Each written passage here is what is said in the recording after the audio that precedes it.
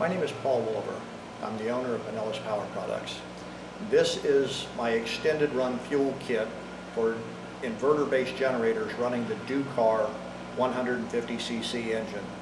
For the purpose of this video, I'll be demonstrating it on the Westinghouse 3700.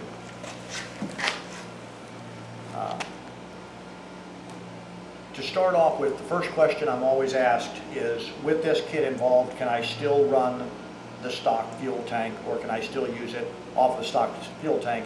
The answer to that is yes, you can. I'd like to cover a few things real quickly with it. This little generator is a series of compromises. It was designed and built to give you the most power they possibly could out of the smallest generator they could. So a few things had to suffer. Number one, it is recoil start only. Number two, it is loud because they're having to spin the small engine faster to make the power. However, it does honestly pull 3,700 watts at peak. It'll only pull it for a few seconds, and they rate it at 3,000 watts continuous, and it will pull 3,000 watts continuous. Another compromise they had to make was it only has a 1.3 gallon fuel tank. Something I noticed in my testing was that if you run it above its rated load, like I say, the rated load for continuous use is 3,000 watts. If you run it above the rated load, like 3,200 watts for a long period of time, after about an hour or so, it will shut off. And it will not restart until the inverter temperature comes down below 140 degrees. I called Westinghouse to get some kind of details on this, and nobody knew the answer. If you exceed 3,700 watts load, the engine continues to run, but it shuts down the inverter module and turns the overvoltage or the overcurrent light on. But nobody could confirm or deny if it was a design criteria that the whole generator and everything shuts down when the inverter module gets to a certain temperature. If anybody has any information on that, send me an email or something. At any rate, my extended run fuel kit is not a gravity feed. It is not a through the cap system. So the fuel tank does not have to be placed above the generator for it to work. It uses a fuel pump that is part of the kit. If you wanted to use the generator as a stock generator, you absolutely use it the way it was before you installed my kit in it. You don't have to do anything special.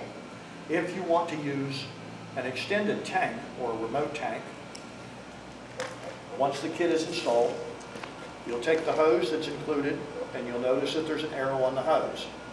The arrow points in the direction of fuel flow. The quick disconnect that hooks to the generator has an arrow, and the quick disconnect that hooks to the fuel tank has an icon of a fuel tank on it. So the first thing you'll do is connect one end of the fittings to the fuel tank, the other fitting to the generator. If your fuel tank has a fuel shutoff valve, go ahead and open the shutoff valve. If it has a fuel tank vent, go ahead and open the fuel tank vent. Move the fuel selector valve on the generator to the on position. And then go ahead and pump the wall. And what you're doing is you're getting the air out of the hose, because when you first buy the system, this hose is full of air. So you're pumping fuel through it to get all the air out.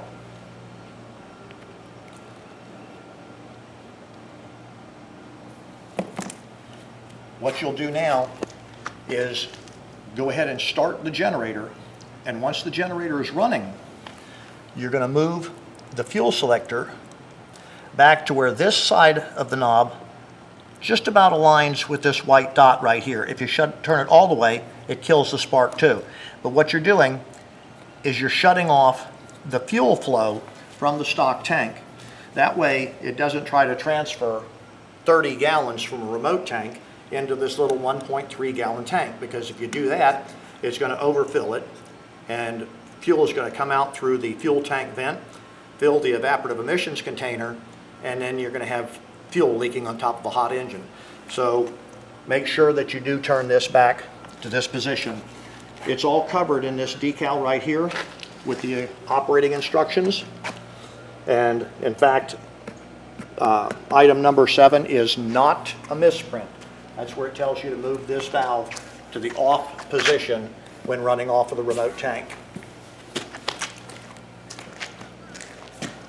So we're going to go ahead and start it up. Hopefully it'll start up fairly easy. We'll see.